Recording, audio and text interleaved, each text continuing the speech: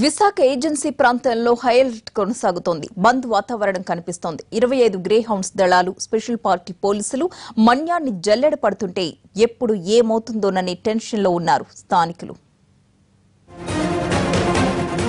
Araku agency లివిటిపుటిలో MLA, మాజీ MLA హత్య జరిగిన స్థలాన్ని ఏపీ అడిషనల్ డీజీపీతో పాటు ఇంటెలిజెన్స్ చీఫ్ పరిశీలించారు. IB DG Venkateswara Rao, Visakha rural SP Rahul Dev Sharma, OSD ఫకీరప్పలు బైకులపై ఘటనా స్థలానికి వచ్చి స్థానికులతో పాటు పోలీసుల్లో ఆత్మస్థైర్యం నింపేందుకు ప్రయత్నించారు.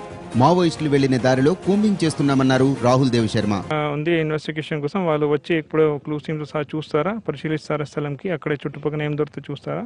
అది కదా కొండలు కూడా పరిశీలన చేయడం జరుగుతుంది. అక్కడే వాళ్ళు ఒకవేళ ఇక్కడ ఉంటే ఒక 2-3 రోజు బస్ చేశారంటే వాళ్ళ కోసం సైన్స్ కనిపిస్తాయి మనకి. ఇది కాక వాళ్ళు ఏ దారి నుంచి వెళ్ళారో తెలిసింది. ఆ దారిలో కూడా కూంబింగ్ చేసి వాళ్ళు ఎటువైపు వెళ్ళిపోయారా, తర్వాత హూర్ నుంచి కూడా విచారణ చేయడం జరుగుతుంది. వాళ్ళు ఎప్పుడు వచ్చారా, ఏం జరిగిందా, హూర్ నుంచి సాయం తీసుకున్నారా లేదా, ఇవన్నీ మన ఇన్వెస్టిగేషన్లో వస్తాయి. మావోయిస్టుల దాడితో అప్రమత్తమైన పోలీసులు, గ్రేహౌండ్స్ దళాలు, స్పెషల్ పార్టీ పోలీసులు మన్యంలో కూంబింగ్ మొదలుపెట్టారు. ఏజెన్సీలోకి పెద్ద ఎత్తున బయలుదేరిన బలగాలు జల్లెడ పడుతున్నాయి.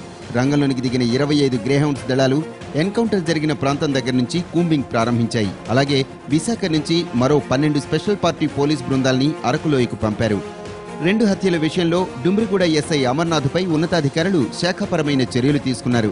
హత్యల తర్వాత అల్లర్లను కట్టడి చేయడంలో విఫలమయ్యారంటూ ఎస్ఐ అమర్నాథ్ను సస్పెండ్ చేస్తూ డీజీపీ ఆర్పీ ఠాకూర్ ఆదేశించారు. అలాగే పోలీస్ స్టేషన్పై దాడిలో విచారణకు సిట్ను ఏర్పాటు చేశారు. మావోయిస్టుల దాడి దురదృష్టకరమన్నారు ఏపీ మాజీ డీజీపీ సాంబశివరావు. ఘటన జరిగినప్పుడు మావోయిస్టుల ప్రాబల్యం ఉందనడం సరికాదన్నారు. దాడులతో మావోయిస్టులు ఉనికిని చాటుకునే ప్రయత్నాలు చేస్తున్నారన్నారు.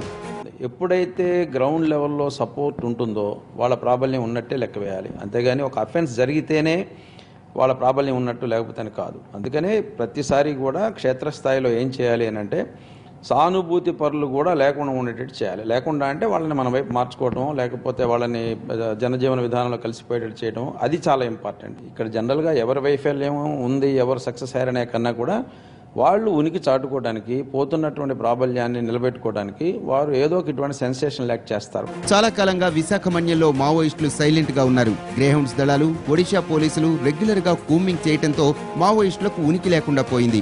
మళ్లీ ఇప్పుడు అలజడి మొదలైంది. తాజా దాడిని ఖండిస్తూ గిరిజన నాయకులు మంగళవారం 2 రోజుల పాటు బంద్కు పిలుపునిచ్చారు. ప్రస్తుతం కూంబింగ్ జరుగుతుండటంతో ఏ క్షణాన ఏమవుతుందో అనే భయంతో బిక్కుబిక్కుమంటున్నాయి ఏజెన్సీ గ్రామాలు.